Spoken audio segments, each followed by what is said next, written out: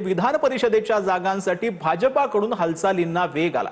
विधान परिषदेसाठी भाजपा नेत्यांची यादी दिल्लीला पाठवण्यात आलेली आहे।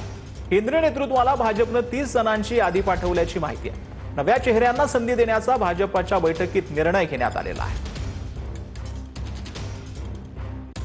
विधान परिषदेसाठी भाजपकडून 30 नावं दिल्लीत, सूत्रांची माहिती।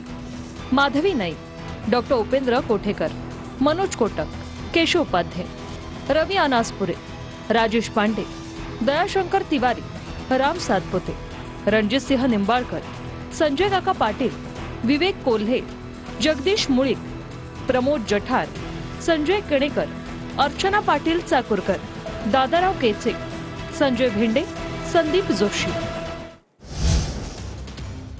विधान परिषदेच्या पोटनिवडणुकीसाठी भाजपाकडून प्रज्ञा सातव यांच्या नावावर शिक्कामोर्तब करण्यात आले। सूत्रांनी ही माहिती दिलेली आहे। काँग्रेसमधून भाजपात येताना प्रज्ञा सातवांकडून राजीनामा देण्यात आला।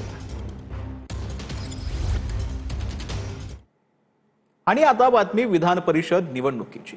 विधान परिषदेची निवडणूक उद्धव ठाकरेंनीच लढावी अशी आग्रही विनंती पवारांच्या राष्ट्रवादीची आहे। या संदर्भात ट्विट जे आहे ते सुप्रिया सुळेंनी केलं। उद्धव ठाकरे मवियाचा चेहरा येणाऱ्या काळात तीनही पक्ष एकत्र बसून निर्णय घेऊ अशी प्रतिक्रिया मातोश्रीवरील बैठकीनंतर सकपाळाने दिली।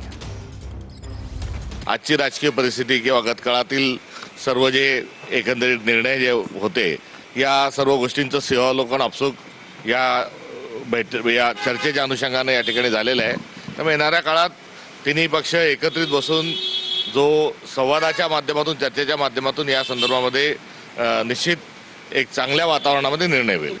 उद्धवजी जे आहेत हा महाविकास आघाडीचा चेहरा आहे आणि ते विधान परिषदेमध्ये जर जात असतील तर निश्चित आनंद होईल, हे यापूर्वीच सांगितलेलं आहे।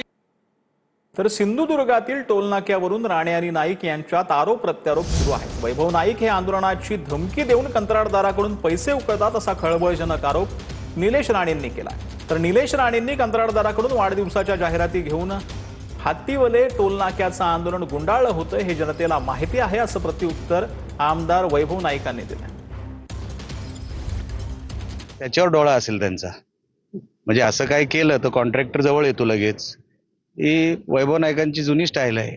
कॉन्ट्रॅक्टरला जवळ बोलवायचं, पहिलं आंदोलनाची धमकी द्यायची, 2 पत्रकार परिषद घ्यायच्या, म्हणजे कुठे कॉन्ट्रॅक्टर गडबडला की लगेच वैभव नाईक त्यांना फोन करतात किंवा त्यांची लोक, आणि मग पैसे काढल्यानंतर तुम्ही आश्चर्य वाटून देऊ नका, टोल पाहिजे हे वैभव नाईकच सांगतील उद्या कॉन्ट्रॅक्टरला भेटल्यानंतर।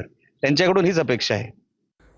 आमदार निलेश राणेंनी माझ्यावर जे आरोप केले आहेत त्याच्यापेक्षा 2023 मध्ये जेव्हा हातविल्याचा टोल सुरू झाला होता तो टोल बंद करण्यासाठी ह्यांनी आंदोलनाची भाषा केली होती आणि त्यानंतर ज्याला टोल मिळाला त्या ठेकेदाराने ह्यांच्या वाढदिवसाला जाहिराती दिल्या आहेत। हे आपण सगळेजण जाणताय, नसेल जाणत असतील तर निलेश राणेंना मी त्या जाहिरातीचे फोटो वारंवार पाठवीन।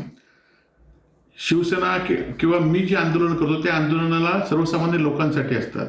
काजू आंब्याचं आंदोलन असू देत, एलईडीचं आंदोलन असू देत, मुंबई गोवा रस्ता दुरुस्तीकरण करणं असू देत, परंतु आम्ही जे आंदोलन करतो त्याच्यावर सातत्याने गुन्हे दाखल करण्याचं काम निलेश राणे आणि त्यांचे सहकारी करतात।